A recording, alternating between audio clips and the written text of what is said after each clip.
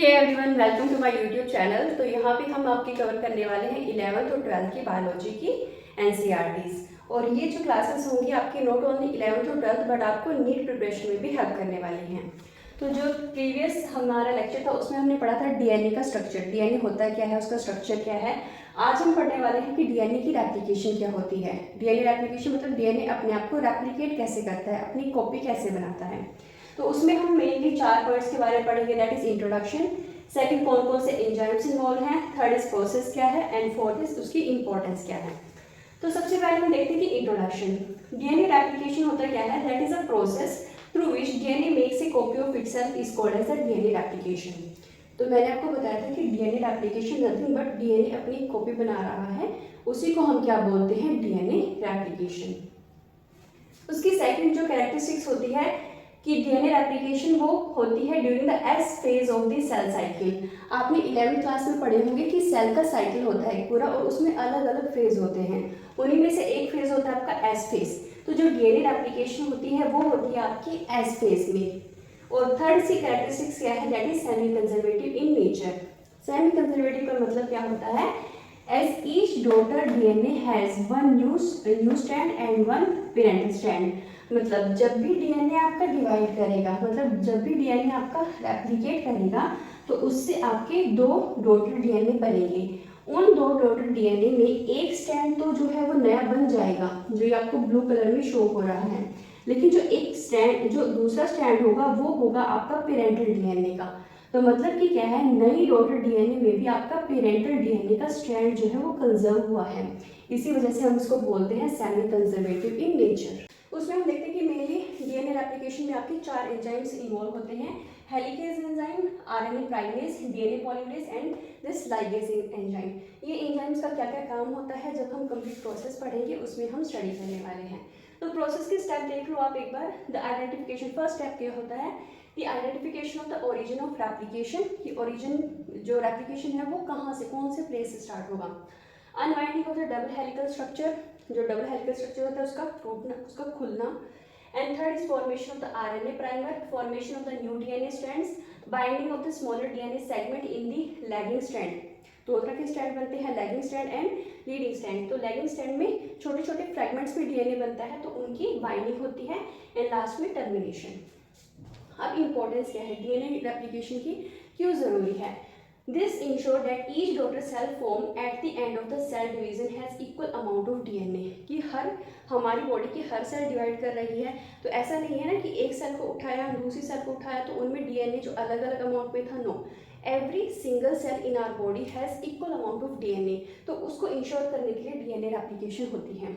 Second is to ensure that genetic information pass on accurately from parent to children.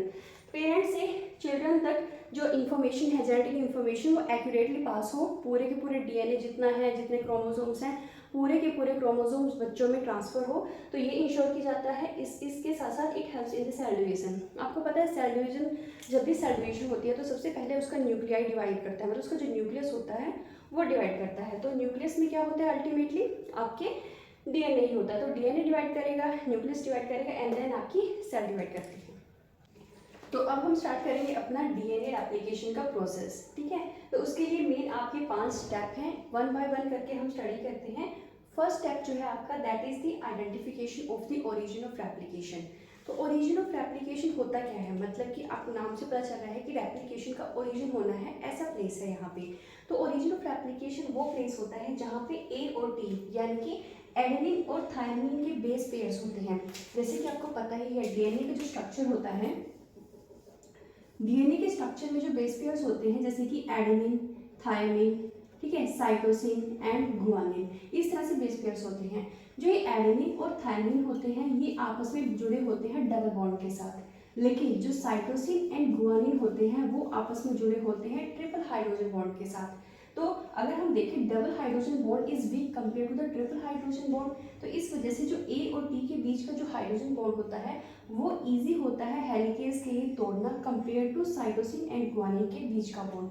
तो इसी वजह से the part of DNA having more A and T base pair is act as the origin of replication. तो origin of replication वो place होगा जहाँ पे हमें एडेनिन और थायमिन के बेस पेयर्स जो है वो कंटिन्यूसली देखने को मिलेंगे। ये हो गया आपका first step. Then second step, unwinding of the DNA. अभी एक बार पता चल गया कि भाई ये प्लेस है जहाँ से रेप्लिकेशन जो है वो स्टार्ट होने वाली है। तो अब कौन काम करेगा यहाँ पे, आपका enzyme helicase, that was the first enzyme. तो हेलिकेज एंजाइम आएगा, यहाँ पे हमें देखा कि आइडेंटिफिकेशन हो गई है ओरिजिन ऑफ रेप्लिकेशन की। अब हेलिकेज एंजाइम क्या करेगा, हाइड्रोजन बॉन्ड्स को, जो ये हाइड्रोजन बॉन्ड्स है उनको ब्रेक करना शुरू करेगा and start opening of the DNA. जैसे ही हाइड्रोजन बॉन्ड्स इनके बीच के टूटेंगे तो ये जो डीएनए स्ट्रैंड है ये क्या करेगा, ओपन होना शुरू कर देगा। और इसी तरह से जो एक स्ट्रक्चर, फोक लाइक स्ट्रक्चर बनेगा, इसी को हम नथिंग बट रेप्लिकेशन फोक बोलते हैं। ठीक है, तो this result in the formation of the replication fork, this is the replication fork. तो third step is the formation of the RNA primase. ठीक है, तो सॉरी आरएनए प्राइमर। तो आरएनए प्राइमेज जो सेकंड एंजाइम था वो क्या काम करता है, आरएनए प्राइमर को बनाता है। अभी आरएनए प्राइमर बनने की ज़रूरत क्या है, तो हमें पता है कि जैसे ही हमारे डीएनए मॉलिक्यूल जो है ओपन हो चुका है, तो अभी यहाँ पे कॉम्प्लीमेंट्री स्ट्रैंड्स बनेंगे। ठीक है, नए नए स्ट्रैंड्स बनेंगे दोनों स्ट्रैंड्स के अकॉर्डिंग। बट यहाँ पे स्ट्रैंड कौन बनाएगा, आपका डीएनए पॉलीमरेज। सिर्फ यही एंजाइम यहाँ पे स्ट्रैंड्स बना सकता है, बट डीएनए पॉलीमरेज को वो प्लेस नहीं पता है कि जहाँ पे जाके उसको अटैच होना है। तो यहाँ पे इसकी हेल्प करता है आपका RNA primase enzyme. RNA primase क्या करेगा, अपने आप को यहाँ पे किसी पे अटैच कर लेगा डीएनए स्ट्रैंड्स पे और यहाँ पे बनाएगा आरएनए प्राइमर। ठीक है, तो आरएनए प्राइमर जहाँ पे भी अटैच होगा तो डीएनए पॉलीमरेज को पता चल जाएगा कि भाई हाँ मुझे यहाँ पे जाके अटैच होना है और यहाँ पे मुझे आगे डीएनए का स्ट्रैंड बनाना है। तो इसी वजह से आरएनए प्राइमर क्या करता है, हेल्प करता है डीएनए पॉलीमरेज को अटैच होने के लिए। ये हो गया। फिर उसके बाद हम देखते हैं कि डीएनए पॉलीमरेज, अब अल्टीमेटली काम कौन करेगा, डीएनए पॉलीमरेज। तो डीएनए पॉलीमरेज जो है उसकी एक कैरेक्टरिस्टिक होती है कि वो हमेशा जब भी वो डीएनए स्ट्रैंड बनाएगा उसकी पोलैरिटी होगी 5' to 3'। ठीक है, तो 5' to 3' पोलैरिटी होगी, तो इस स्ट्रैंड के लिए तो सही है कि भाई 5' ये 3' to 5 है, इसके कोरस्पॉन्डिंग 5' to 3' स्ट्रैंड बन जाएगा। लेकिन दिक्कत यहाँ पे आती है, ठीक है, इस वाले स्ट्रैंड में, बिकॉज ये ऑलरेडी 5' to 3' है। सेम पोलैरिटी का स्ट्रैंड यहाँ पे नहीं बन सकता, बिकॉज हमें पता है कि डीएनए के दोनों स्ट्रैंड्स की अपोजिट पोलैरिटी होती है। तो यहाँ पे जो स्ट्रैंड्स बनेगा वो बनेगा 3' to 5'। तो इसी वजह से जो यहाँ पे आरएनए प्राइमर अटैच होगा वो इस डायरेक्शन में अटैच होगा। ठीक है, सपोज करो कि आरएनए प्राइमेज ने आरएनए प्राइमर को यहाँ पे अटैच किया। ठीक है, तो यहाँ पे आपका बन गया आपका एक डीएनए स्ट्रैंड। ठीक है, बट ऐसा तो नहीं है ना कि सिर्फ इतना ही डीएनए खुलेगा, पूरा का पूरा डीएनए रेप्लिकेट होना है ना, तो पूरा डीएनए ओपन होगा। तो सपोज करो कि शुरू में इतना ही खुला था तो ये नया डीएनए स्ट्रैंड बन गया, तो अभी थोड़ा और डीएनए खुलेगा। तो नया डीएनए जब खुला है तो यहाँ पे दोबारा जाके क्या करेगा, आरएनए प्राइमेज यहाँ पे आरएनए प्राइमर को बना देगा। फिर उसके कॉरस्पॉन्ड यहाँ पे आपका डीएनए पॉलीमरेज क्या करेगा, डीएनए का स्ट्रैंड बनाएगा।